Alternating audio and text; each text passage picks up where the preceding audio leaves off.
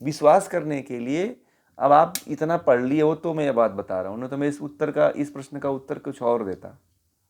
आप नहीं पढ़े होते तो मैं उसका उत्तर कुछ और देता। आप पढ़ लिए हो तो इसलिए मैंने आपको बताया कि आप शरीर हो ही नहीं। क्या हो? आप आत्मा हो। और जब आपने आपको शरीर मानोगे, इंद्रिय मानोगे, बुद्धि मानोगे, मन मानोगे, तब तक आपको कभी विश्वास हो ही नहीं सकता है। और ये तो सब जड़ पदार्थ हैं, ये तो गलत काम करते ही हैं, ये तो भटकने वाले, भोग की तरफ जाने वाले सारे हैं। प्रकृति का एक पक्ष भोग की तरफ भी तो जाता है और एक पक्ष मोक्ष की तरफ जाता है। ठीक है जी। हाँ।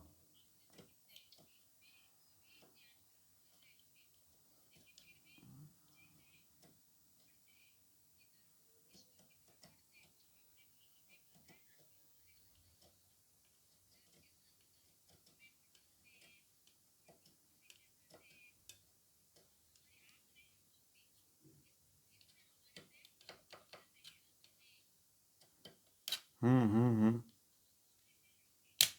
उसको रोकने के लिए निरंतर सत्संग में बने रहिए, सानिध्य में बने रहिए, ज्ञानी व्यक्ति के, गुरु व्यक्ति के, आचार्य व्यक्ति के सानिध्य में बने रहिए। और जब जब आपके भीतर फॉल्ट आता है तुरंत उसका समाधान करो। ठीक है? उसको अगर आपसे हल हो पाता है तो ठीक है, नहीं तो अपने ऊंचे व्यक्ति को पकड़ो, आप तुरंत पकड़ो, उसका तुरंत समाधान करो। महात्मा बुद्ध जो है, जब उनके पास हजारों सन्यासी थे और भिक्षु और भिक्षुणियाँ दोनों थी, ठीक है, तो एक भिक्षु आया और वह साधना कर रहा था और उसको किसी गांव में जाना था, किसी एक औरत ने उसको भोजन पे बुला रखा था। ठीक है, तो उस भोजन करते हुए उसकी वृत्ति गड़बड़ हो गई। अब उसने तुरंत महात्मा बुद्ध के पास पहुंचा और कहा कि मुझे मेरी वृत्ति में दोष आ गया है। ठीक है, और महात्मा बुद्ध से जैसे ही चर्चा करता है, महात्मा बुद्ध उसके उसे छूटने के लिए कुछ इस तरह के व्यवहार कर देते हैं कि वह अपने आप ही छूट जाता है। इस तरह की बातें कह देते हैं, इस तरह के ज्ञान को उसके सामने रख देते हैं कि फिर उसका छूट जाता है। अगर आपसे होता है तो ठीक है, नहीं होता है तो अपने से ऊंचे व्यक्ति को पकड़िए, सत्संग करिए, ज्ञान में एकदम घिरे रहिए। ठीक है? इसीलिए पहले के समय में जो राजा हुआ करते थे अपने साथ कुलगुरु रखा करते थे। ठीक है, तो मैंने एक बात आपसे कहा है कि अपने जीवन में कभी ना कभी ऐसे व्यक्ति को चुनो जहां से आपकी सारी समस्याओं का समाधान हो सके। ठीक है? हाँ, अपने जीवन में कृष्ण ढूंढ लो बस। तो मार्गदर्शन अर्जुन की तरह आपको भी मिलता रहेगा, क्योंकि केंद्र से जुड़े रहना जरूरी। या तो ब्रह्म से जुड़ जाओ या तो किसी ज्ञानी व्यक्ति से जुड़े रहो। ब्रह्म से जुड़ने के बाद भी किसी ज्ञानी व्यक्ति का हाथ पकड़े रहो। ठीक है? इससे क्या होगा कि जब आप भटकोगे ना तो संभल पाओगे। ठीक है? नहीं तो जब तक आप और साधना करते रहो, आप योग के जो साधन बताए गए हैं, अष्टांग योग है, तो उसका आप पालन करते रहो। धीरे धीरे आप पालन करते रहोगे तो आपके अंदर खुद शक्ति आती चली जाएगी। ठीक है? अब हर समय आप एकदम किसी का सहारा मत पकड़ते रहो, ये भी नहीं जरूरी है। आप कभी अपने सहारे भी चलने का प्रयास करो, ये भी जरूरी है। ठीक है? तो इन सब बातों का यदि आप जीवन में जो जो बातें बताई जाती हैं, यदि आप इनका जीवन में पालन करते चले जाओगे ना, तो आप लोग खुद परिष्कृत होते चले जाओगे। आपका मार्ग खुद जो है बढ़ता चला जाएगा, आपका मार्ग खुद ऊंचा होता चला जाएगा और आप ऊंचाइयों पे चलते चले जाओगे। मेरे संपर्क में ऐसे बहुत से लोग हैं जो साधना के क्षेत्र में आप लोगों से बहुत आगे हैं। बाकी यह है कि वो पुराने लोग हैं। ठीक है, वो बहुत आगे तक बढ़ चुके हैं साधना के स्तर में, क्योंकि उनका ज्ञान बढ़ा हुआ है। अब धीरे धीरे ज्ञान जैसे जैसे आप लोगों का भी बढ़ेगा, आप लोगों की उच्चता बढ़ती चली जाएगी। आप लोग भी धीरे धीरे, अब बहुत से लोग इसी में जो है, बहुत से लोगों का ज्ञान बहुत बढ़ चुका है, धीरे धीरे उनकी सारी समस्याओं का समाधान लगभग हो गया है।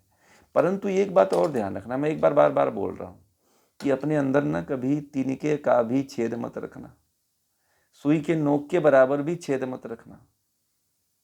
उसका समाधान करके आगे बढ़ जाना।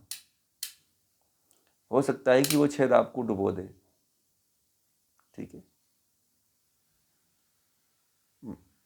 इसीलिए जो है कोई भी किसी भी तरह की यदि आपके भीतर कमजोरी है, किसी भी तरह की आपके भीतर अज्ञानता है, तो उस अज्ञानता को सबसे पहले दूर करो ज्ञान के द्वारा। ठीक है, यदि उसको ज्ञान के द्वारा आप नहीं दबाओगे तो वो वृत्ति के रूप में उभर करके आपका नाश कर देगी। बात समझ में आ गया? अगर आप ज्ञान के द्वारा उसे नहीं रोकते हो तो वह वृत्ति के रूप में और इंद्रियों के विषय के रूप में उठ करके आपको बर्बाद कर देगी, सारी तपस्या भंग कर देगी, विश्वामित्र की तरह। विश्वामित्र के बारे में जो कहा जाता है कि मेनिका ने तपस्या भंग कर दिया, मेनिका ने नहीं तपस्या भंग किया था। मेनिका का मतलब क्या है? मेनिका कौन है? इंद्रियां हैं। इंद्रियों के समूह को मेनिका कहते हैं। क्या कहते हैं? पांचों इंद्रियों के विषयों के समूह को मेनिका कहते हैं। ठीक है, और वही जो है पांचों इंद्रियों के जो विषय हैं, वही विषय आपकी तपस्या को भंग कर देते हैं।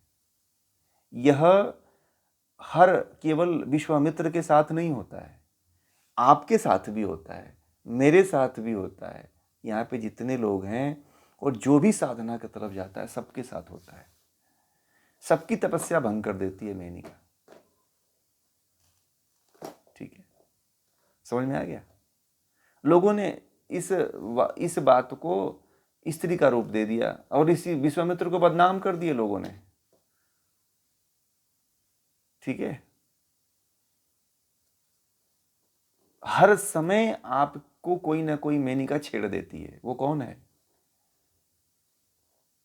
आपके इंद्रियों के विषय हैं, वह मेनिका का रूप लेकर के आते हैं और आपको भंग कर देते हैं। आपको अभी किसी पार्टी में गए, किसी घर गए, वो खिलाता गया, प्रेम में आप खाते चले गए, हो गया तपस्या। मैंने कहा आधा पेट भोजन करना, आप जो है 4 गुना कर लिए पेट में, बीमार हो गए, भर्ती होना पड़ा। आप बता भी नहीं रहे हो कि ज्यादा खा लिया था तो इसलिए बीमार पड़ गया।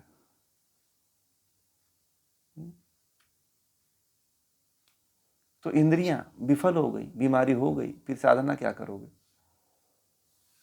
भंग हो गई कि नहीं भाई? मेनिका ने भंग कर दिया।